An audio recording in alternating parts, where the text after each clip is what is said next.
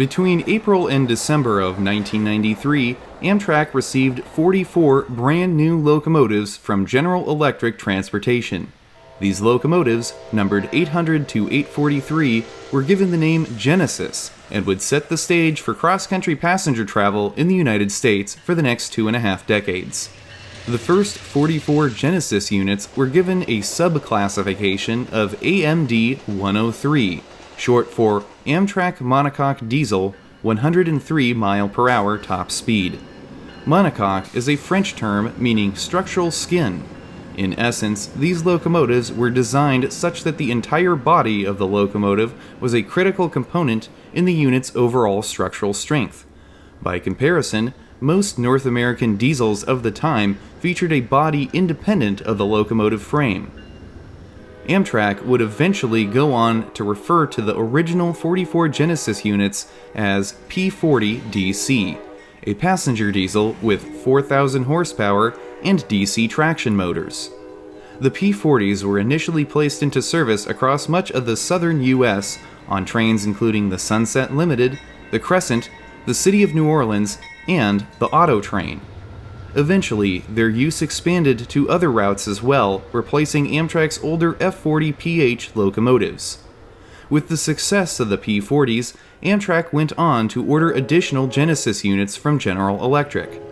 18 dual-mode P32 AC DM units began arriving in 1995 for use on corridor trains in New York State, and Amtrak took delivery of a whopping 207 P42 DC locomotives for the national network between 1996 and 2001. The P42s were very similar to the P40s, but featured an extra 250 horsepower. In the early 2000s, Amtrak ended their express freight operations, reducing the number of locomotives needed in daily service. As a result, all P40 locomotives were withdrawn and placed into storage by the end of 2004. Several units were leased and eventually sold to the Connecticut Department of Transportation, with another 4 sold to New Jersey Transit. However, this was not the end of the P40 on Amtrak. In 2009, Amtrak received funding from the federal government to overhaul and reactivate 15 of the stored P40 locomotives and return them to service. About half of these locomotives went to the Auto Train locomotive pool, with the others going to the national fleet. When the locomotives emerged from overhaul, they were more or less identical to the P42 fleet, aside from the 800 series numbers. The horsepower of the locomotives was also increased to 4,250 to match the P42s. Another decade went by, and Amtrak was ready to begin retiring the entire Genesis fleet.